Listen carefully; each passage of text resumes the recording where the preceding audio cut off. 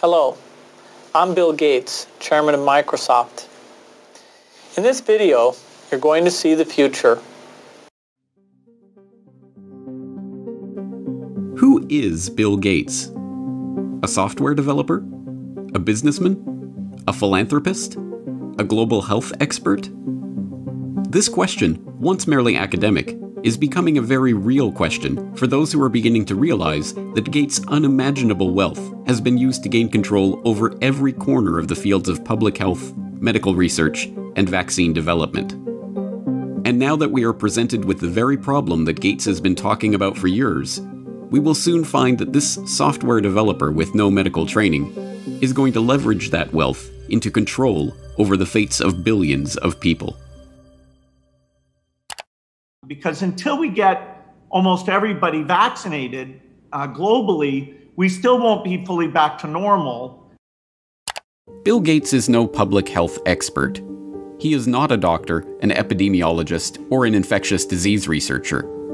Yet somehow, he has become a central figure in the lives of billions of people, presuming to dictate the medical actions that will be required for the world to go back to normal. The transformation of Bill Gates from computer kingpin to global health czar is as remarkable as it is instructive, and it tells us a great deal about where we are heading as the world plunges into a crisis, the likes of which we have not seen before. This is the story of how Bill Gates monopolized global health. You're tuned into the Corbett Report. Until his reinvention as a philanthropist in the past decade, this is what many people thought of when they thought of Bill Gates. In the case of the United States versus Microsoft, the US Justice Department contended that the software giant had breached antitrust laws by competing unfairly against Netscape Communications in the internet browser market, effectively creating a monopoly. Bill's first concern was that the prosecution could potentially block the release of his company's latest operating system, Windows 98. Are you asking me about when I wrote this email, or what are you asking me about? I'm asking you about January of 1996. That month. Yes, sir. And what about it?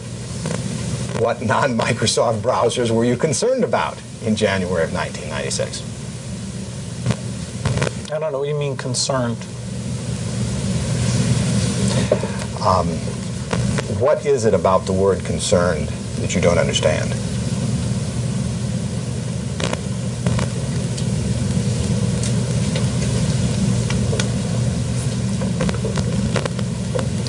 I'm not sure what you mean by it.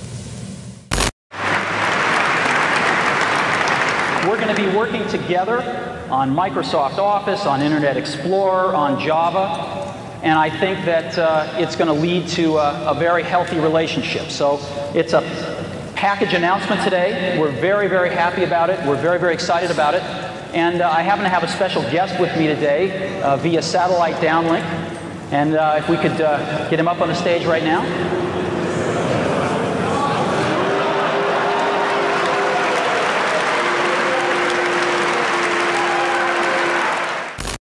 Police and security guards in Belgium were caught flat-footed today by a cowardly sneak attack on one of the world's wealthiest men. The target was Microsoft Chairman Bill Gates, arriving for a meeting with community leaders.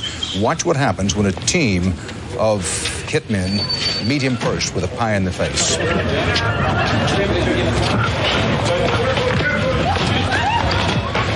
Gates was momentarily and understandably shaken, but he was not injured. The hit squad piled on with two more pies before one of them was wrestled to the ground and arrested. The others, for at least the moment, got away. Gates went inside, wiped his face clean, and made no comment. He then went ahead with his scheduled meeting. No word on the motive for this attack. But once reviled for the massive wealth and the monopolistic power that his virus-laden software afforded him, Gates is now hailed as a visionary who is leveraging that wealth and power for the greater good of humanity. In the 22nd century, a book will be written about the entrepreneur of the 21st century. I'm sure that the person who will foremost come to the mind of those historians is certainly Bill Gates. I don't think it's hyperbole to say that Bill Gates is singularly, I would argue, the most consequential individual of our generation. I mean that. Our next guest is one of the richest and most generous men in the world. Please welcome Bill Gates. At a time when everyone is looking to understand the scope of the pandemic and how to minimize the threat, one of the best informed voices is that of businessman and philanthropist Bill Gates. The process by which this reinvention of Gates's public image took place is not mysterious. It's the same process by which every billionaire has revived their public image since John D. Rockefeller hired Ivy Ledbetter Lee to transform him from the head of the Standard Oil Hydra into the kind old man handing out dimes to strangers. Don't you give a dime, Mr. Rockefeller? Please. Go ahead. You read a dime? Thank you, sir. Thank you very much. I consider myself... Thank you for the ride. I consider myself more than amply paid. Bless you, bless you, Yes. bless you. More to the point, John D. Rockefeller knew that to gain the adoration of the public, he had to appear to give them what they want: money. He devoted hundreds of millions of dollars of his vast oil monopoly fortune to establishing institutions that, he claimed, were for the public good. The General Education Board, the Rockefeller Institute of Medical Research, the Rockefeller Foundation. Similarly, Bill Gates has spent much of the past 2 decades transforming himself from software magnate into a benefactor of humanity through his own Bill and Melinda Gates Foundation. In fact, Gates has surpassed Rockefeller's legacy, with the Bill and Melinda Gates Foundation long having eclipsed the Rockefeller Foundation as the largest private foundation in the world, with $46.8 billion of assets on its books that it wields in its stated program areas of global health and development, global growth, and global policy advocacy. And, like Rockefeller, Gates's transformation has been helped along by a well-funded public relations campaign. Gone are the theatrical tricks of the PR pioneers. The ubiquitous ice cream cones of Gates' mentor Warren Buffett are the last remaining holdout of the old Rockefeller handing out dimes gimmick. No, Gates has guided his public image into that of a modern-day saint through an even simpler tactic: buying good publicity. The Bill and Melinda Gates Foundation spends tens of millions of dollars per year on media partnerships, sponsoring coverage of its program areas across the board. Gates funds The Guardian's Global Development website. Gates funds NPR's global health coverage. Gates funds the Our World in Data website that is tracking the latest statistics and research on the coronavirus pandemic. Gates funds BBC coverage of global health and development issues, both through its BBC Media Action Organization and the BBC itself. Gates funds World Health coverage on ABC News. When the NewsHour with Jim Lehrer was given a $3.5 million Gates Foundation grant to set up a special unit to report on global health issues, NewsHour communications chief Rob Flynn was asked about the potential conflict of interest that such a unit would have in reporting on issues that the Gates Foundation is itself involved in. In some regards, I guess you might say that there are not a heck of a lot of things you could touch in global health these days that would not have some kind of Gates tentacle, Flynn responded. Indeed, it would be almost impossible to find any area of global health that has been left untouched by the tentacles of the Bill and Melinda Gates Foundation.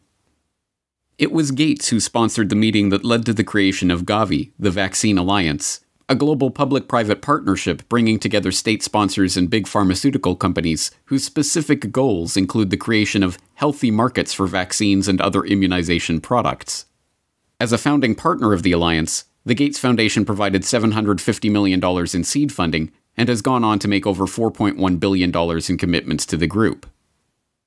Gates provided the seed money that created the Global Fund to Fight AIDS, Tuberculosis, and Malaria, a public-private partnership that acts as a finance vehicle for governmental AIDS, TB, and malaria programs.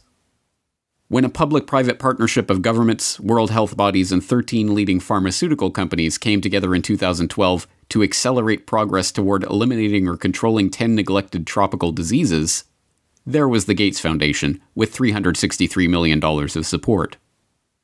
When the Global Financing Facility for Women, Children, and Adolescents was launched in 2015 to leverage billions of dollars in public and private financing for global health and development programs, There was the Bill and Melinda Gates Foundation as a founding partner with a $275 million contribution.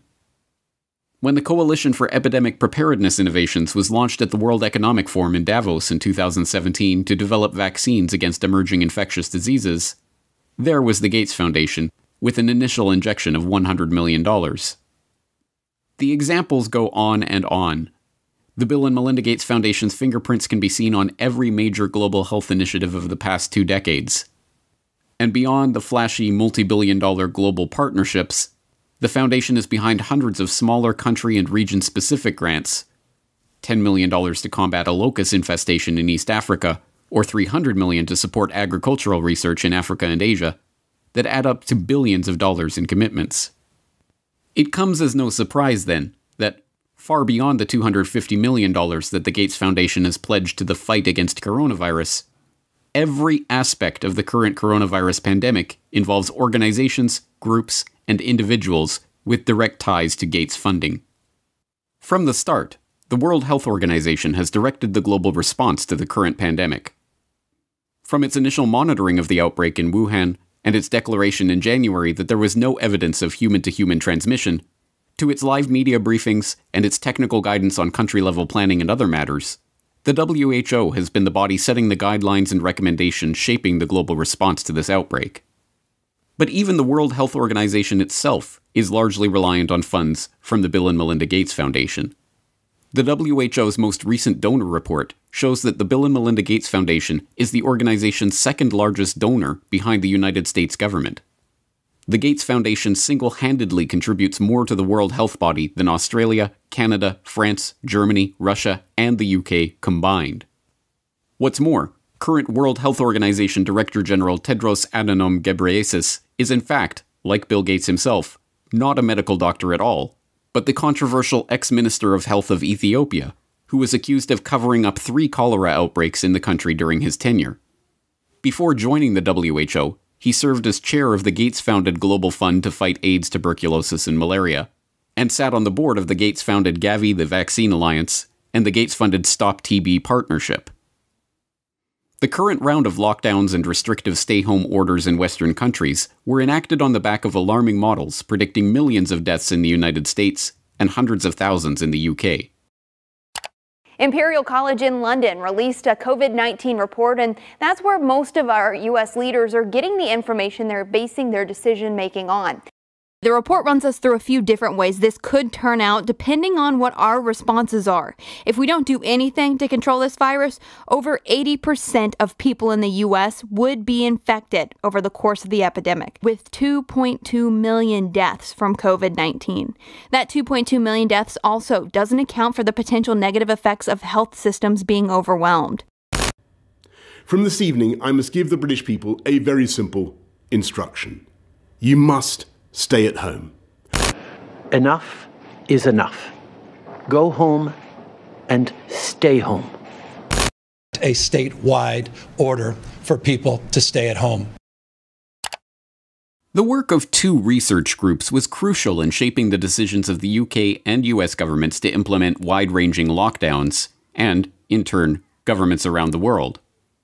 The first group, the Imperial College COVID-19 Research Team, issued a report on March 16th that predicted up to 500,000 deaths in the UK and 2.2 million deaths in the US unless strict government measures were put in place. The second group, the Institute for Health Metrics and Evaluation in Bill Gates' home state of Washington, helped provide data that corroborated the White House's initial estimates of the virus effects, estimates that have been repeatedly downgraded as the situation has progressed. Unsurprisingly, the Gates Foundation has injected substantial sums of money into both groups. This year alone, the Gates Foundation has already given $79 million to Imperial College, and in 2017, the foundation announced a $279 million investment into the IHME to expand its work collecting health data and creating models. Anthony Fauci, meanwhile, has become the face of the US government's coronavirus response, echoing Bill Gates' assertion that the country will not get back to normal until a good vaccine can be found to ensure the public's safety. If you want to get to pre-coronavirus, that might not ever happen in the sense of the fact that the threat is there. But I believe with the therapies that will be coming online and with the fact that I feel confident that over a period of time we will get a good vaccine, that we will never have to get back to where we are right back now. Beyond just their frequent collaborations and cooperation in the past, Fauci has direct ties to Gates' projects and funding.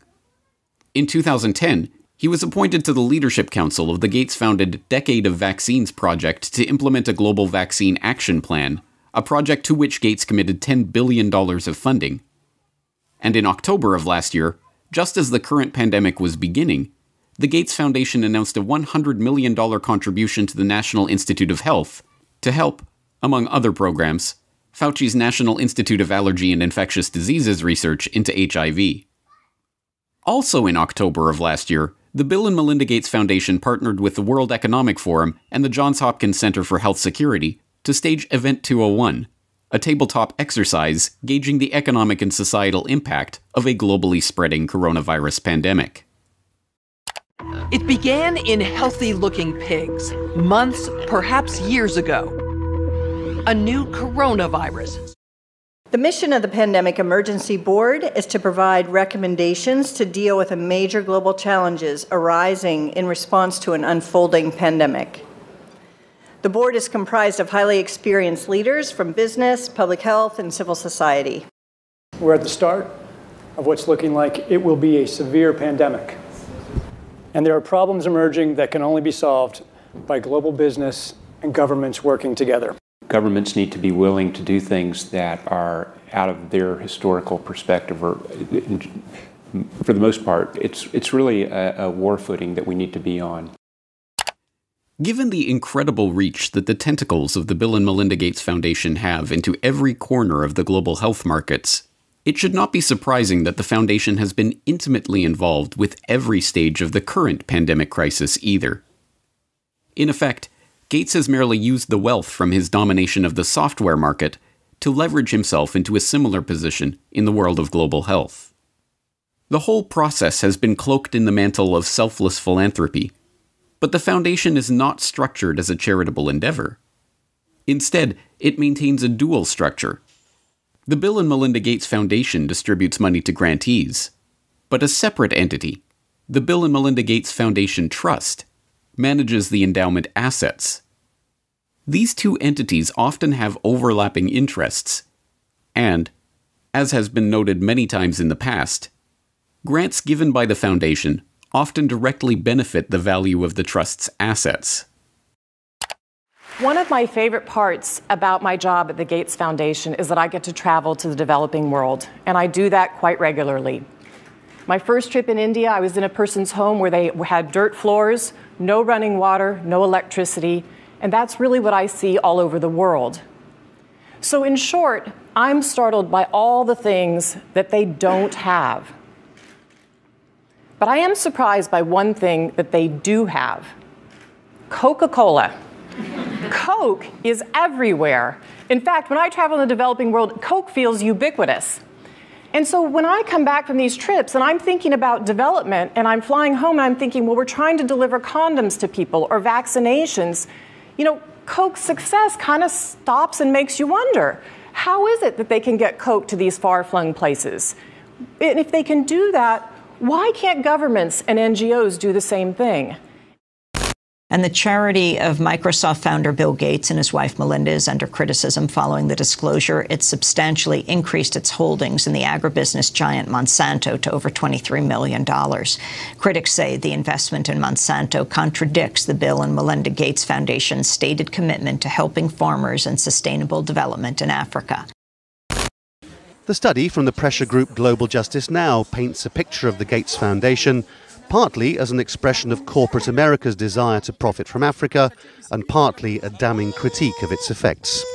You could have a case where the initial research is done by a Gates-funded institution, the media reporting on how well that research is conducted is done, the media outlet is a Gates-funded outlet and maybe a Gates-funded journalist from a media programme, and then the programme is implemented more widely by a Gates-funded NGO. I mean, there are some very insular circles here. Among the many criticisms, the idea that private finance can solve the problems of the developing world. Should poor farmers be trapped into debt by having to use chemicals or fertilizers underwritten by offshoots of the foundation? This is no mere theoretical conflict of interest. Gates is held up as a hero for donating $35.8 billion worth of his Microsoft stock to the foundation. But during the course of his decade of vaccines, Gates' net worth has actually doubled, from $54 billion to $103.1 billion. The Rockefeller story provides an instructive template for this vision of tycoon-turned-philanthropist. When Rockefeller faced a public backlash, he helped spearhead the creation of a system of private foundations that connected in with his business interests. Leveraging his unprecedented oil monopoly fortune into unprecedented control over wide swaths of public life, Rockefeller was able to kill two birds with one stone, molding society in his family's own interests, even as he became a beloved figure in the public imagination. Similarly, Bill Gates has leveraged his software empire into a global health, development, and education empire, steering the course of investment and research and ensuring healthy markets for vaccines and other immunization products. And, like Rockefeller, Gates has been transformed from the feared and reviled head of a formidable hydra into a kindly old man, generously giving his wealth back to the public. But not everyone has been taken in by this PR trick. Even The Lancet observed this worrying transformation from software monopolist to health monopolist back in 2009, when the extent of this Gates-led monopoly was becoming apparent to all. The first guiding principle of the Bill and Melinda Gates Foundation is that it is driven by the interests and passions of the Gates family.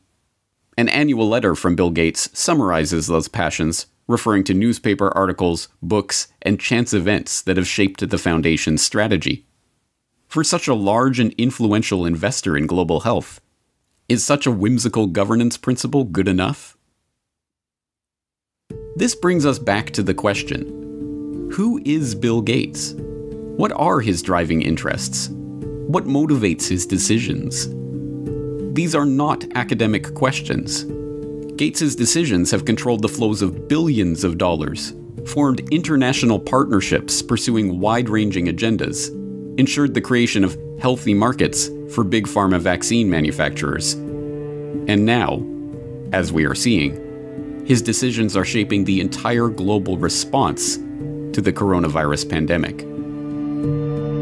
Next week, we will further explore Gates's vaccination initiatives, the business interests behind them, and the larger agenda that is beginning to take shape as we enter the new normal of the COVID-19 crisis.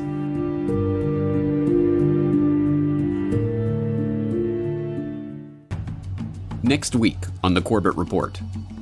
And then the final solution, which is a year to 2 years off, is the vaccine. The only thing that will really allow life as we once knew it to resume is a vaccine. This will be the new normal until a vaccine is developed. The truth is that this attempt to reorient the global health economy was part of a much bigger agenda. But when we started developing coronavirus vaccines, we noticed in laboratory animals that they started to show some of the same immune pathology. Just to head off the conspiracy theorists, maybe we shouldn't call the vaccine the final solution. Maybe just the best solution. Okay? Bill Gates' plan to vaccinate the world.